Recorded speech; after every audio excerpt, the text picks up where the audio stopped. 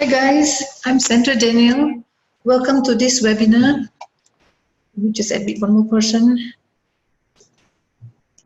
Okay, I'm just admitting a few people if I seem a bit distracted. So the objectives of today's program is to actually understand what meta programs are and how it disrupts our thinking, how it disrupts our everyday life, or how it irritates us, or how it creates flow. And then the next thing that we're going to learn is how to use the Johari window to create an open communication. So these are the two things that we will be doing. So first things first. Okay. So can you chat with me? Yeah? Okay. Or if you want to unmute and speak to me, you just go ahead. Tell me when a person behaves in a very difficult manner. If you deem the person as difficult, you see the person's behavior and you disagree with the person. We tend to get an emotional hijack whenever we are upset with the person, okay, or we are just annoyed or irritated with the person. So what is an emotional hijack? Anybody? I'm just going to wait for you to chat, or you can just can you just chat with me? What is an emotional hijack?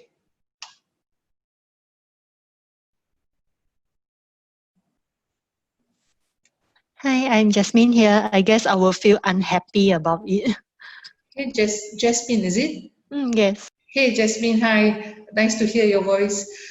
What is an emotional hijack, Jasmine? What is to be emotionally hijacked?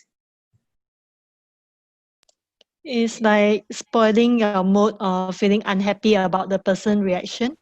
Okay, so for you to be emotionally hijacked is to be unhappy. So can you be emotionally hijacked and be happy? Does emotional hijack only mean unhappiness? Jasmine? Yes, I guess so. I'm not very clear also. Okay, usually it has got a negative connotation, okay? So what is this emotional hijack when we are observing a behavior that is in disagreement to maybe our values, or to the person is not meeting your expectation for some reason or other, we become emotionally hijacked. And how we become emotionally hijacked is here. If you look at this, our brain, inside our brains, we have these two peanut-sized organs called the amygdala. These are the two very powerful organs that brings about this emotional hijack. We sometimes call it the amygdala hijack. So it's good for you to have personal competence to understand what exactly hijacks you. Because what hijacks you may not hijack another person, may not hijack me. So let me give you a scenario. So we will come to meta programs very soon, but before that, let's talk about what hijacks you, and then I will tie this into meta programs. So let's say you're having a meeting and you're facilitating this meeting. In this meeting and in many meetings you have been observing, there is this one particular person who is always agreeing to everything that you say. Okay? So there is this one person who is always agreeing to everything that you say. And then there is this other person who would disagree to everything that you say. So you have one who's agreeing and one who's disagreeing to a large extent. And this has been happening for several meetings already. So previous meetings, we've been observing these two people. Which one would emotionally hijack you? Can you just unmute and speak to me, or can you chat with me? I'm just reading your chats. Which one would emotionally hijack you? Anyone? So you're in a meeting and then you have somebody who is agreeing with everything that you're saying, and then another who's disagreeing to everything you're saying. Which one would emotionally hijack you? Disagree. Hi, Lily.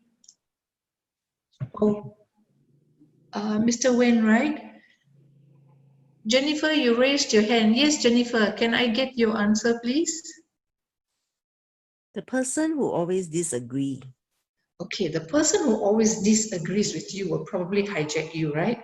Now, here's my take on what hijacks me. The person who agrees with me would probably hijack me.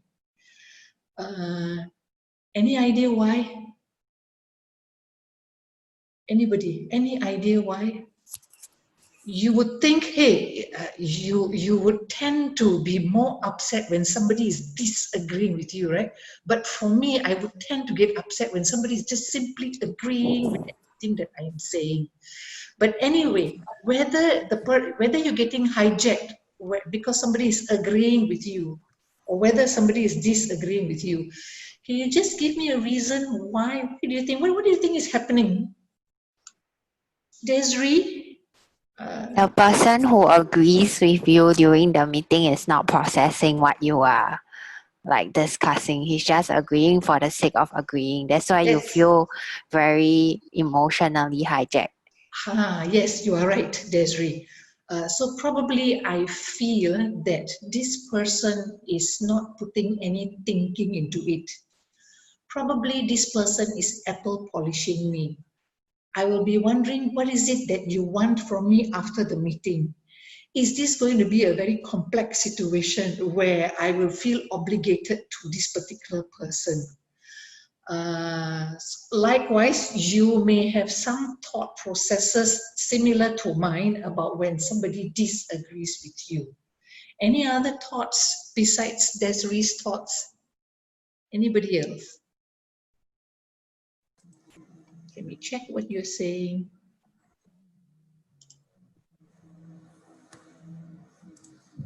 Anybody else? When Sorry, someone... the chat function is disabled. That's why we cannot type. Oh, I shall tell Rina. Can you just give her a minute? Okay, sure.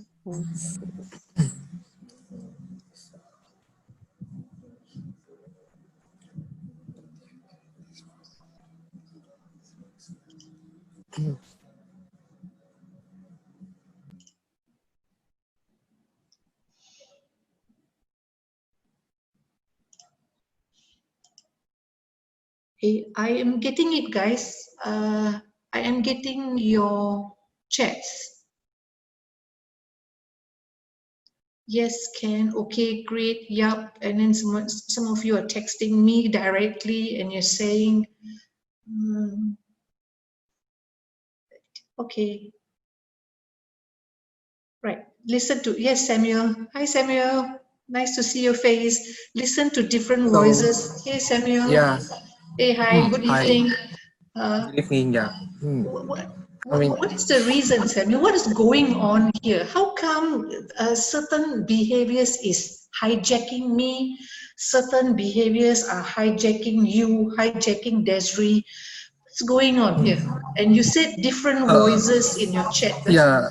Because in a meeting, I guess in order for everybody to participate, you need to have a different voices, and that voices is important. Is that maybe certain perspective that he has that I don't have, and he's might be looking at a different angle. Yes, you are right. And Mr.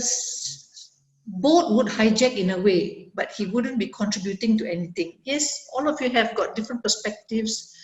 If someone disagreed with me, I will be more interested to wonder why. Are you wondering why? I'm just reading your chats, okay? And then another Jennifer says, I have to keep thinking of how to reply to the person who disagree with me. Okay, we stop chatting now. And then I shall go on to the next slide. The reason why we are getting hijacked is because when a person keeps agreeing with, hey Desiree, when a person keeps agreeing with me all the time, I'm talking about extreme cases. I'm not talking about striking a balance. When a person is agreeing with me all the time, then the person is using a mental filter called the matcher. The matcher. If a person is disagreeing with me all the time, this means the person is using his mental filter, which is a mismatcher. Let me summarize. We have many mental filters in our head. So the one who's agreeing extreme case is the matcher who matches everything that you say. The one who disagrees with you is the mismatcher who would simply find ways to disagree with you for some reason, probably because he wants to create a lot of options. Now, I'm going to stop here. I'm going to explain to you in detail this meta program called Matcher and this Mismatcher, but we have hundreds of meta programs for this, for the sake of the webinar, and because of time constraint, I'm only going to take one meta program and explain to you in detail. So what's a matcher and what's a mismatcher? It will be good when I show you the next slide for you to tell me whether you're a matcher or a mismatcher. Give me a second. So here it is. I'll give you a few seconds to read. Are you a matcher or are you a mismatcher? I shall stop talking.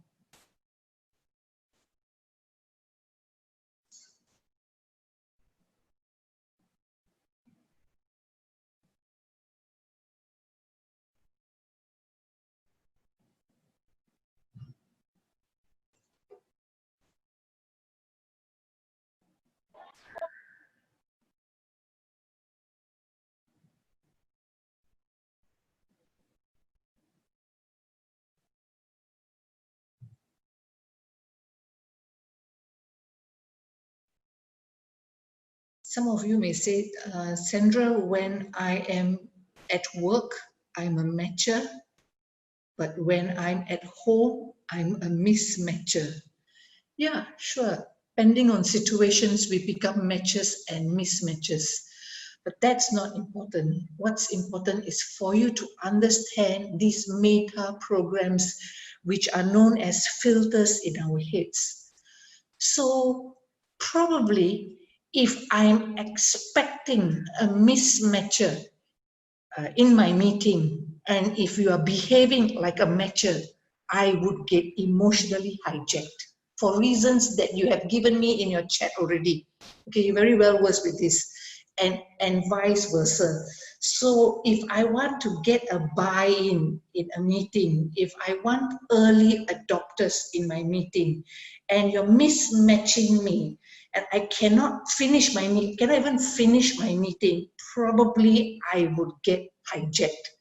So these meta programs, sometimes if I'm a mismatcher and if you are also a mismatcher, I can also get hijacked, you know. It is not true to say that if I'm a matcher and you are a mismatcher, it's only because we are opposing in terms of our meta programs that we have a conflict. Not necessary. It's important for you to know which meta program the person is using and why you are getting hijacked. So let me explain in detail, but first let me read some of the chats that you're asking me a lot of questions. Samuel said that he's a matcher. Jasmine asks, I'm going to stop here and answer questions first. Jasmine asks, is it a good thing if people agree with your points all the time? No. As I said, depending on the situation, I may not like it. I may get hijacked. Okay. James asks, oops, where are you, James? Generally, how many % of people out there are matches? I think most people are matches. James, you're very cute. No, it's not true. It depends on the situation, and there is no research as to how many people are matches and how many people are mismatches. No research done. Okay, let's look at one way. The person who matches with you all the time will give you the emotional impression that he is on your side, in the sense that he has hijacked your emotions such that you cannot be objective. Yes, one way I understand where you are coming from, and that's why I also prefer people to have a balance in my meeting. Of course, depending on what meeting that I'm having. I'm going to stop reading your chat and I'm going to continue. We come back to matcher and mismatcher, mental filters and meta programs. Let me show you the brain. So, going back, when an external event happens, all right, we take in this information through our 5 senses, and then it goes through these mental filters. Let me explain these mental filters to you. It goes through the mental filter called values and beliefs. It passes through your meta programs. You see here, meta programs. You can be a matcher, mismatcher. I give you some different kinds of matches, different kinds of meta programs. Actually, if you just Google it, you will have 60 over different kinds of meta programs. Okay, so you have the matcher, mismatcher. You have proactive, active. You have in time, through time. In time, people very impatient. Through time, people will take their time, and then when you speak to them, they will bring you back all the way 20, 30 years, and then tell you grandmother stories. Then the in time people will say, yeah, stop it, let's talk about now. So in time people, through time people. So these are different kinds of meta programs that we have in our head. And then we have filters such as decisions, memories, language, the certain type of language that we very often use, time, space, matter, and energy. So these are different filters that we have. But the one that I'm most interested in is your meta programs, although I will touch on values and beliefs later. What happens when your meta program in combination with your values, when you combine it with your values subconsciously, what happens, okay, how you become even more emotionally hijacked. I shall discuss that with you. So to summarize, what are meta programs? Meta programs are generally habits of thought. So when an external event passes through your brain, it passes through this filter. And then as it passes through the filter, it chooses certain meta programs. And because I choose certain meta programs, for example, I choose to be reactive.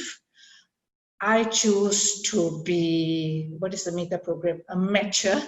Okay. I choose to be an in-time person. Because the filter is the brain is subconsciously choosing this, then it gives me, and eventually it gives me an internal representation. All this takes about 1/4 second only. Although I'm talking to you for so long, but it's very fast.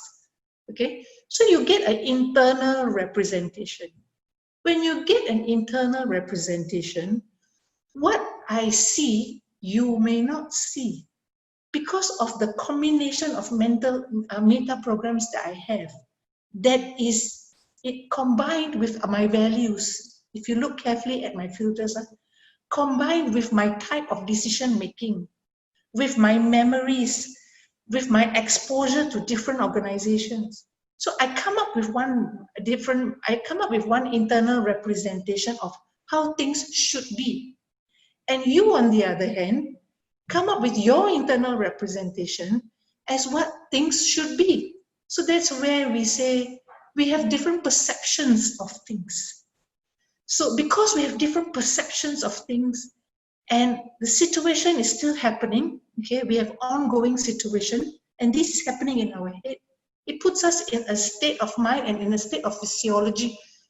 Could be anger, could be irritation, could be annoyance. And then we have an automatic behavior. We demonstrate an automatic behavior because this is happening in our head and it's happening so fast. Okay, and that's why I'm covering meta programs with you, because that's the one that really drives your automatic behavior.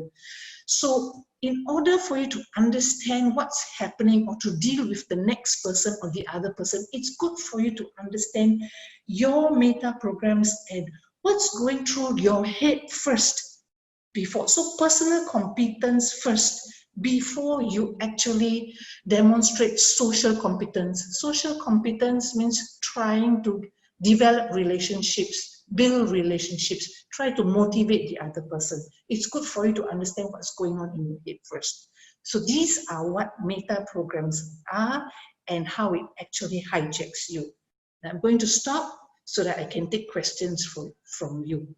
I'm going to stop so that I can take questions from you, questions on emotionally hijacked meta programs, how it brings an internal representation, and that's why we display a behavior.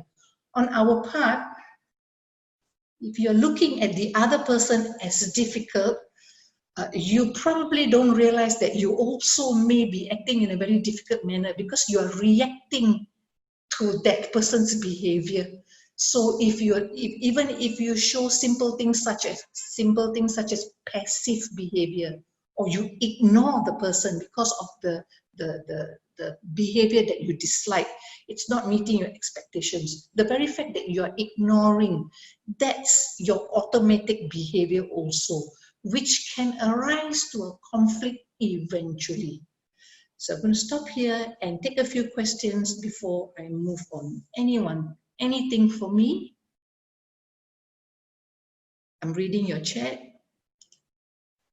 You just chat me if you don't want to speak to me, just chat. Of course, best case scenario, if you speak to me. Mr. Wen, automatic behavior, reaction versus response. Mr. Wen, I don't quite get you. If you can chat me again, I will understand what you're saying clearer. Automatic behavior, reaction versus response, don't quite get it. Other person's difficult behavior could be because of hidden agenda which overrides his own meta programs. Mr. James, you are right. We will deal with hidden agendas very soon. I will answer your question very soon, probably later part. Okay. Alice is thanking me. James is thanking me. Okay, no other questions. Let's move on. Oh, a person in charge. Oops, okay. Of a person in charge, Rashi, like a leader of a team, which is better, matcher or dismatcher? Rashi is asking, is it best for a leader to have meta programs of a matcher or a mismatcher? What do you think, guys? Can we answer this person? Is it best for a person to have a matcher meta program to enhance his matcher meta program, or to enhance his mismatcher program?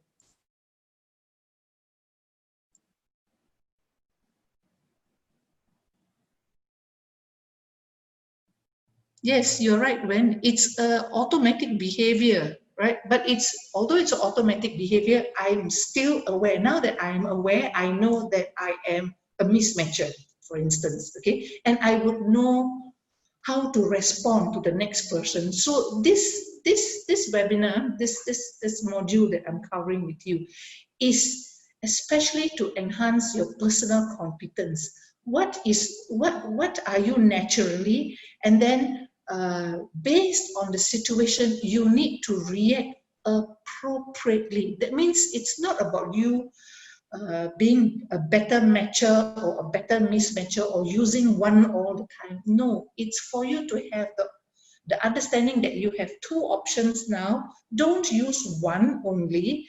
Try and see which one is best for the situation, whether you're a leader or not. Okay.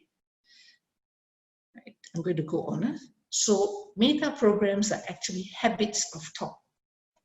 That's it. So because it's habits of thought, when you are in a meeting, for example, I will always use the meeting as context so that it's easy for us.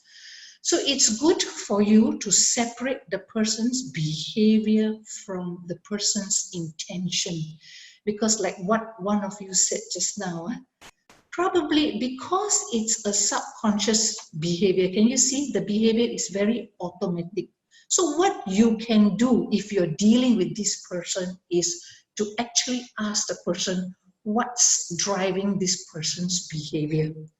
And one way we can do this is through the Johari window. The Johari window was developed by two psychologists. Let me show you. J.O. Joseph, J.O. Joe, and Hari, H-A-R-I. Here is Hari. So they synthesized these two and came up with the Johari window. They are both emotional intelligence psychologists dealing with emotional intelligence.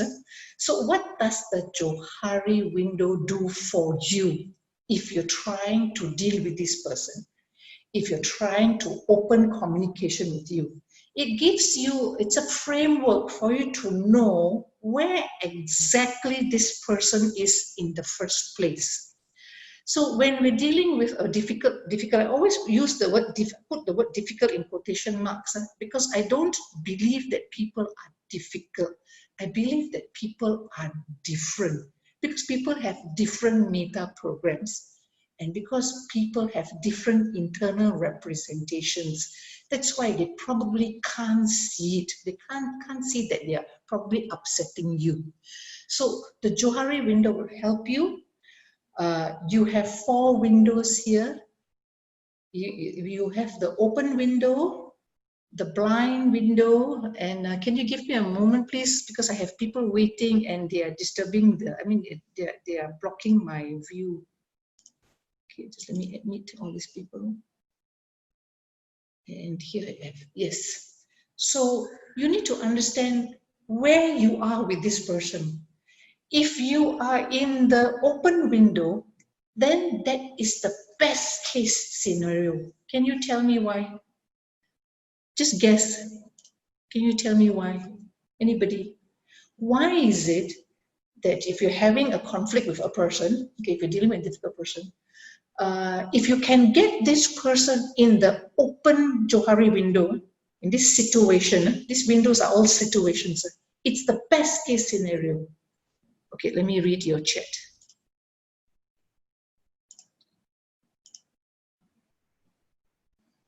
Open to two sides' opinions.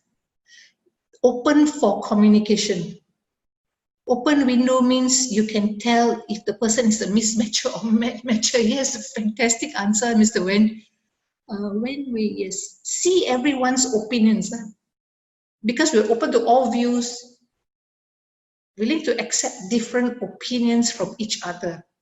So probably if you're sitting down and having a conversation with a person, and you just if you have a coffee shop talk with a person, based on the last meeting, this is what happened, and then the person said, oh yeah, I'm sorry, Sandra, I was mismatching you all the time, I was arguing with you, or sorry, Sandra, I was just agreeing with you, I thought you needed an early adopter, so that's why I was helping you out.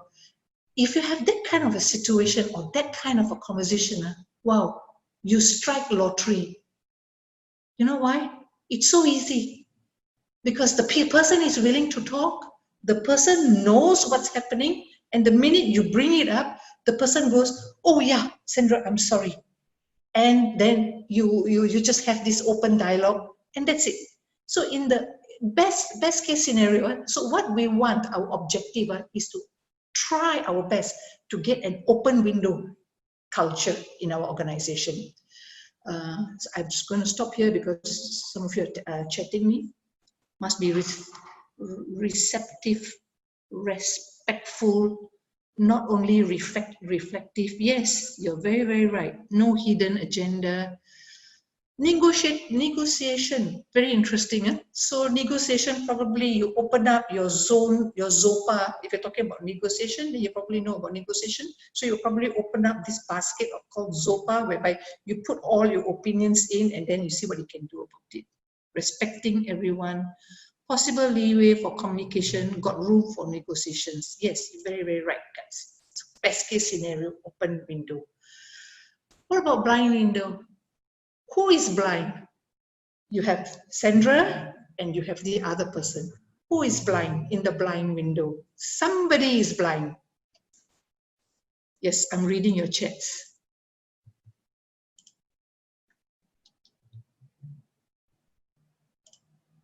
Who do you think is blind? We don't mean blind. We don't mean physically blind. The other person is blind. Someone who's refusing to work it out to reach common ground? Anybody else? Who is blind?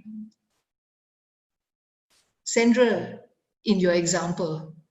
Okay. In my example, I am not blind. The other person is blind because I'm the facilitator, right? I'm the facilitator. So this person is matching me or mismatching me. I am getting this emotional hijack because of this fella doing this. When I have a meet, when I sit down with the person after the meeting, as I'm talking to a person, if I'm not in the open window where the person doesn't know what's happening, it's because the person is in the blind window. The person doesn't know that this is happening.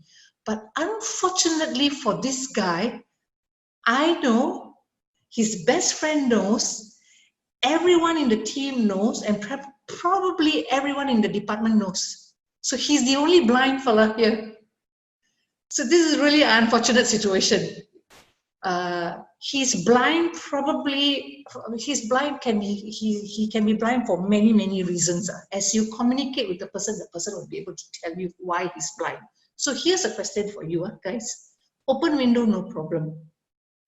But if the person is in a blind window, what do I do? What can I do?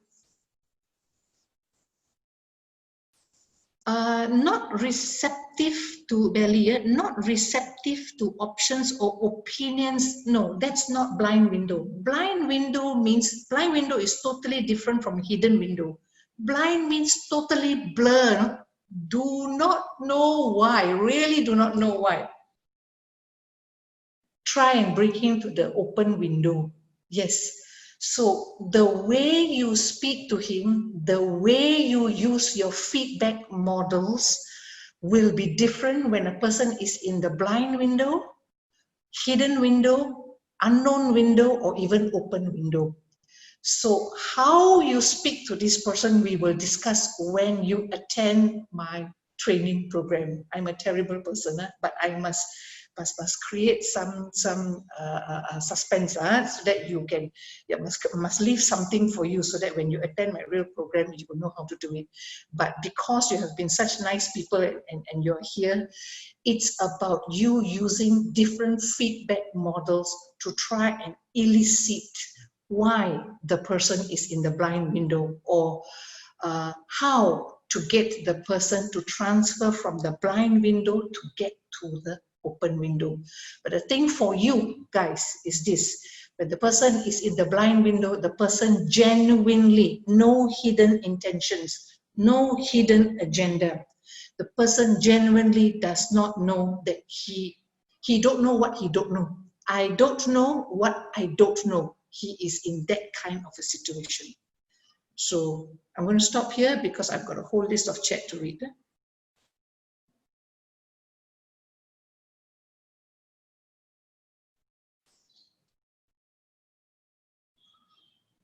Yes, you are all right. You are all right so far. So if you're in the open window, you know the mistakes. When you speak to the person goes, aha, oh yes, oh yes, oh yes, Sandra, I know, I'm aware. Both aware. Everybody is aware. Great. When you're in the blind window, Sandra knows, the whole team knows, probably the whole department knows, but this other person doesn't know. Okay? But what about the hidden window then? If this is the situation in the blind window, then what about hidden window? Can I read your chats, please? I think I will get somebody to speak to me. Mr. Samuel, are you still there? No. Okay. Anybody? Yeah, hi, this is Samuel Hey, here. hi, Samuel. I'm calling you because your picture is very close to my picture, so I can see you very clearly. Okay. Samuel, what's the difference between somebody in the blind window and somebody in the hidden window? The open window, no problem. That's very easy. What do you think is the difference? For hidden window, right? I would say that both are blind. Both avoid. They want to avoid conflict, so they hide the issue behind. This is my interpretation. Close. Good try. So for blind window, hidden window, Samuel, is this. Yeah. Okay, guys? He knows. Okay, he knows, but he has a hidden agenda, and he's not telling it to you. He's not telling it to the rest of you guys. But you don't know what it is. He knows. Sandra doesn't know. The rest of the group doesn't know, but he knows. And this can be very deeply rooted. So your conversation, when you're in the hidden window, that means you are like, as he's speaking, you kind of gauge that I think he knows, but he's not telling me. I'm not sure why he's behaving this way. There's inconsistency in the behavior. You would know that this person is hidden in the hidden window. Your conversation with him is totally different. When people are in the hidden window, when you converse with the person, your influencing power changes. You don't push. You use pull influence. If you're in the open window, you can push, you can pull, you can push a lot. Hey, what happened? Tell me what happened. And then, you know, I think this is what happened. No? Push means you can tell the person, hey, I think this is what happened. No? The person is very open. If you're in the blind window, you can also use push influence. But if you're in the hidden window, if you use push influence, I think you've done this. I think you're doing this. I think you're doing that. I think you're doing this. I think you're doing that. You have this tone, you probably bury the person further. The reason why he's hiding, you need to understand there is a reason why he's hiding in the first place. But when if you use the wrong influencing power, you would suppress him and push him further. If you use the wrong feedback model, you would suppress him and push him further. So you got to be very careful in your communication. I'm going to stop here. You're probably thinking, what the heck, Sandra, he's so difficult. Ask him to go to hell. Ask him to jump from the tallest building. The easiest thing for us to do. But when I need him on my project, if I need him for my next project, I would need to get to the bottom of things. I'm not talking about asking grandmother stories. I'm not talking about counseling him. No, I'm not talking about that. I'm talking about how do you tell him what is your expectations for the next project, and then how to move towards those expectations. That is what we will be covering in the training program per se. Okay, so that's hidden window. All right, I want to stop just in case you need to ask me questions. Probably questions about blind and hidden. I think open window is very easy. Anybody?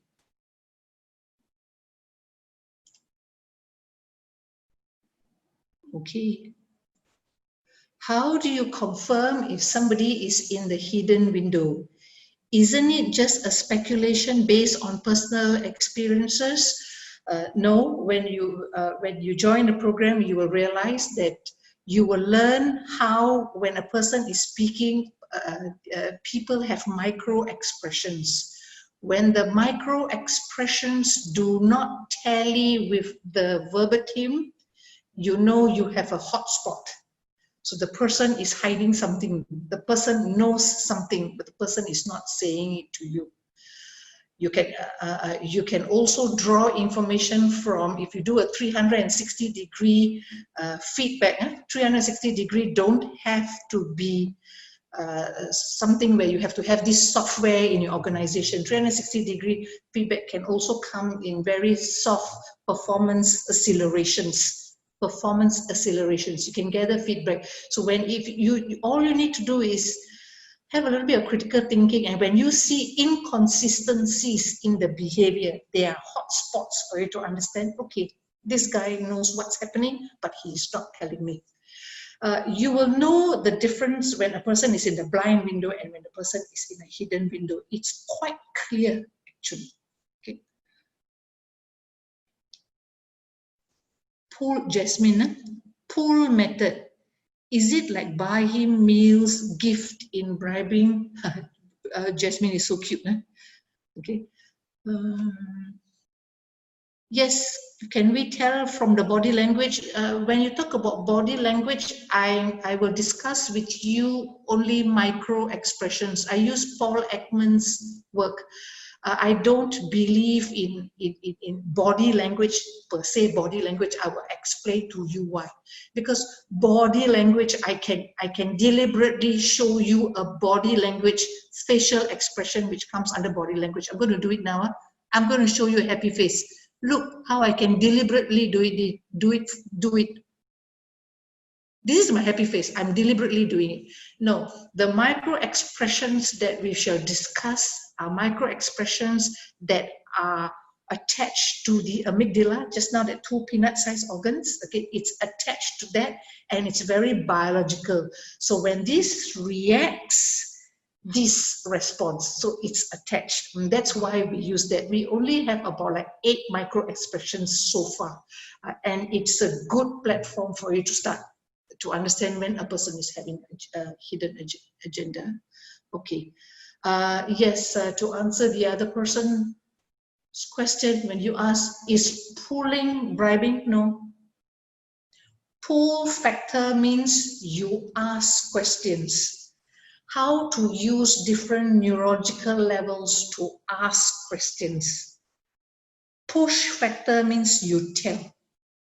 You just tell people, this is the situation, this is the impact, this is what I'm expecting from you. That you can use if you know the person very well, and if it's very easy, and if you know that it's very easy for me to be in this open window with this person. When you work with people, you probably will know also which window you are in, based on the person's character also. Probably I'm going to face a blind window. Based on his behavior, probably this guy is in a blind window. Based on this, probably I will have no problems creating an open window with this person. You would know. Okay? Jenny, a blind window, is it refer to somebody who act blur, whereas window with somebody who's sitting on the fence? No. No. Just because you are in the hidden window doesn't mean that you do not want to create problem. I can be in the hidden window and ignore you, because I am upset with you, but you do not know that I'm upset with you. But from my body language, from my facial expressions when you speak to me, you would know. Body language meaning blatantly ignoring you to send you a message. So probably you would have to speak to the person to find out what exactly is happening. Or if you don't have that kind of open culture, in my program you will learn what to do to get to the person to meet with your expectations if you're having a next project with the person. I'm going to continue. Okay, so if that's an open window, we have blind window, we have hidden window. What's an unknown window? Anybody? We have open window, blind window, hidden window, and unknown window. Desiree, are you still there? Desiree Lu, are you still there? Hey, Desiree. Yes, I am. Yes, Desiree. Rashi, I will come to you very soon. Yes, Desiree. First, tell me, are you clear on open window, blind window, and hidden window before we go to unknown? Are you clear? Yes. Okay, so what is unknown window? What situation are you in when you're in the unknown window? Uncertain. Yes, for me, I don't know, and the other person also don't know. That means we both do not know. Unknown window is like, yes, correct. Okay, so both parties do not know what the issue is. So my conversation probably will be something like this. Let me give you an example. Hey, Desiree, I am getting a little bit upset with you in the meeting, but I can't quite place why. But because I do not want to continuously become upset with you, can I have a discussion with you about blah, blah, blah, blah, blah. And then the person would respond, seriously, Sandra? What am I doing? So when both of you sit together and have a dialogue, a coffee shop dialogue, we call it. And as the conversation goes along, you would slowly gather information as to why, I would slowly gather information as to what is bothering me. If I cannot, that means if I still do not know which meta program is bothering me, she also doesn't know which meta program is bothering me, then what should we do? If we are both in the unknown window, both blur, don't know what's upsetting. Sometimes, you know, we say, I don't know what is it about this person. When I'm with her, I don't know why I'm getting hijacked. I don't know why I'm getting angry. What can we do? Anybody? I'm waiting for your chat. We are in the unknown window. What can we do? Worst case, if I'm going to be with this person, work with this person on the next project, what can I do? Nobody? Okay. What you can do is you work backwards. That means for the next project, you tell this person your expectations. You write down the list of expectations that is necessary, the values that are necessary for the next project, and then see whether this person has it or not. Just have a discussion with the person. You can write 10 values that are necessary for the next project. I'm giving you a very simple case. 10 values that are necessary for the next project. And then we can both sit down and have a discussion, and then I can tick 5 values that she has. And if it doesn't match her values, then I can say, hey, I think this is something that we can work on. So there's a gap in current situation and expected situation. So you find the gaps in terms of values. So that's one way. That's what we will be doing in the training anyway. Okay, so let me continue. If there are no questions so far, okay. So how do you become extremely emotionally hijacked? Just now I told you, if you have differences in meta programs, if the meta programs are not matching your expectations in the meeting, probably you get hijacked. But how do you, probably you get a low level intensity hijack. So probably you simply get annoyed. But the hijack goes to your emotion, where you continuously get hijacked over and over again, and then until you get like high, you become very highly angry. You become so probably you become hijacked. If it is attached, if your meta programs are attached to your values, then probably this is what happened. You have low intensity hijack, and then as the meeting goes on or as the project goes on, because it is now disturbing or disrupting your values, you from low intensity annoyance go to anger. From anger, you can go to rage. That's what I mean by the different intensities in terms of your hijack. You can have a low hijack, medium hijack, wow, very high intensity hijack. When you reach high intensity hijack, probably it's because of combinations, meta programs that are not meeting expectations, or because I'm a matcher, you're a mismatcher, probably. And it's attached, something is attached to your values that is affecting either the ID part of you or the super ego part of you, whether it's playing in your head or the other person's head. So if you're having a conversation, and if you're speaking to the person, your situation is in the hidden window, for example. So if you're in the hidden window, and if you are pulling, you're pulling. And if you're not careful, at certain times, if you push, if you hit the ID part of the person, you may get into problem, because the ID part in the person is the childlike part, where the person says, no, I am like this. I am a matcher. I can't change. I need to be like this. I want to be like this. Then you probably have to use other strategies. The strategies become a bit more complex. If hitting the superego part of the person's brain, then the person would be saying something like this. Sorry, Sandra, I was brought up like this. In my last organization, it was they taught me to do like this. So in all my life, in school, I was also like this. So the superego parts hits on morals, hits on what your parents told you to do. The ID part hits on the childlike identity, where I want means I want.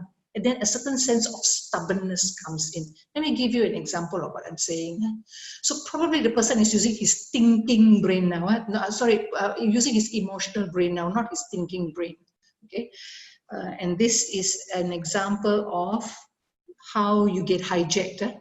Annoyance can move to anger, and then can move to rage. So if you're anywhere out here, the intensity is low. If it's here, the intensity is medium. And then if it is inside, it is very high intensity. Low, medium, and high intensity. Yeah? Yes, hold on, because you're asking me questions. Someone wants to see. Let me answer you. Guys, hold on.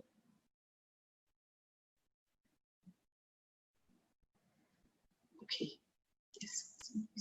Yes. So what happens? Yes, Belly. Yes, Belly. You raise your hand. Would you like to say something? I'm looking at the chat, but I don't have any chats there. You raised your hand, Belly. Oh, accidentally. Okay. So if you become hijacked, probably your decision-making process will be based on your emotional brain, because you become very emotional. I showed you the, hold on, I'm trying to throttle. Yes, I showed you the emotions, right? So, and when we make decisions based on emotions, it's usually clouded because the thinking brain itself is clouded. So that's not a good state to be in, okay? And finally, when you actually respond based on you getting hijacked, based on your automatic thinking that's going on, you're probably catastrophizing also, and then using your emotional brain. And if you're not careful, then your response would be wrong. And most of the time, when we become emotionally hijacked ourselves, let's not talk about the other person. If you can deal with yourself, 70% of the problem will be solved. Okay? And most of the time, we choose the wrong response. There are fundamentally 5 responses when we face somebody who is not of the same meta program, or the meta program is not meeting our expectation. There are 5 ways, five responses only. So you either compete, you collaborate, you compromise, you avoid, or you accommodate. So based on these 5, can you tell me, when you are competing, what is your goal when you're facing this difficult person? What is your goal when you are competing? Competing, probably you're arguing back. It can be behavior. It can be you losing your temper. It can be you performing group thing, whereby you go back to the canteen and then you tell all your friends, tell all your colleagues about what happened. These are all negative, unconstructive ways of dealing with the situation. That's where you compete. So what do you think is your goal when you are competing? Anyone? Can I see your chat here? Yes, you want to be right. Okay, when you're competing, you want to be right. Huh? Okay, your goal is to win. So if you have to be very careful, and you have to look at your personal competence. Are you always like that?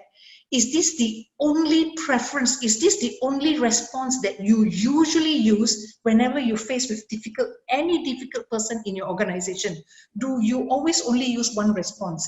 If you always only compete, it's not healthy, guys. Okay. If you are collaborating, or someone said accommodator, yes, just want to win the argument. You're right. Okay, I'm going to close this first. right? If you are collaborating, then your goal is to find a win-win situation. But the thing is this, guys, sometimes you cannot collaborate. You usually collaborate for long-term relationships. Certain things that you know is going to go on and on and on. But certain things, certain situations where, let's say you're in you're a passenger in a flight, and you ask the passenger for a certain, you ask the flight attendant for a certain earpiece, and she doesn't give it to you. You don't have to collaborate. You don't have to sit down and collaborate with her. You don't have to. That one is a very quick decision. You're not going to see her again. So it's also based on this, based on situations. If you're compromising, then your goal is to find a middle ground. If you're avoiding, you have to be very careful, because most people think that they are avoiding, but they're actually ignoring. So in my program, I will go into detail what happens when you are ignoring and how conflict arises. Things become worse when you are ignoring. But if you are really avoiding, then your goal is to delay. Why are you delaying? Probably maybe it's not important right now. If you're accommodating, then your goal is to yield. Probably because you're not an expert. So if I'm not an expert in that, in a certain project, I probably will be accommodating, because I don't know what to do. So it's good for me to keep quiet and just accommodate until I become an expert. Then probably I can compromise or collaborate. But really, guys, it really depends on the situation that you are in, the time that you are given, the crisis that you are facing also. If you are in a volatile, uncertain, ambiguous, complex situation, VUCA, in a VUCA situation, probably you would have to sit down and think more. You would not be competing unless it's something in your organization where you are asked to compete because it is related to your paired comparison metrics in your performance appraisal. I'm not talking about that. I'm talking about when you are faced with conflict, especially in the VUCA world. Let me repeat, volatile, complex, ambiguous situation, then probably your cortisol level increases even more because you become more stressed out. It's good for you to sit down and ask yourself, if I compete, what is the outcome? Can I envision the outcome? Is it something that I'm comfortable with? Is it better for me to collaborate? So don't be reactive in your response. Always sit and think about what you need to do when you're dealing with a difficult person. That's all I have for you guys. Give me a while. Let me see whether I have responded to everybody's chat. Think of bigger picture. Yes, Jane. Just to win will be a strain on the relationship. Yes, if you're always competing, it will be very strenuous. Yes, it depends on the issue. Yes, need to know what's troubling him. Yes, all that is in the Johari window, but this is your responses. Okay, let me read your message. Can name, Mr. Yes, Seor, can name some feedback models. If you have a pen and paper, we will cover this in detail, but because we have no time now, but I will still give you the feedback models. Some feedback models are, the first one is you're very familiar with it and you probably hate it. It's the sandwich model. You probably hate it. Second one, which you probably love, is the Pendleton model. Third one is the situation impact model. So depending on where you are in the Johari window, how long do you know the person? What is it a VUCA situation?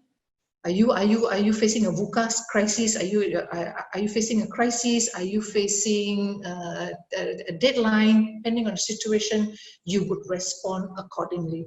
So this compete, collaborate, compromise, avoid, and accommodate. If you want to read up on it, I am using the Thomas Kilman's model.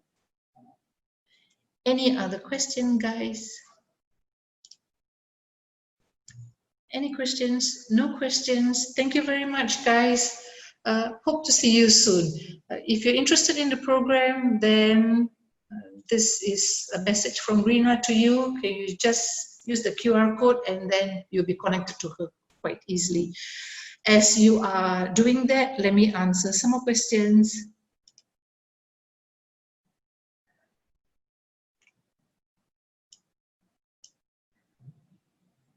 But isn't it good to accommodate always? No. If you continuously accommodate, eventually you will be bullied. Okay, you do not want that, because sometimes you need to be assertive. Okay. No questions. Thanks, everyone. Recommend books on feedback models. Sil? Hi, Desiree. Thanks. Books on feedback models. If you any primer with just go to feedback models, any primer, you will get these 3 models. They are all primers. Okay, sure. Thank you, guys.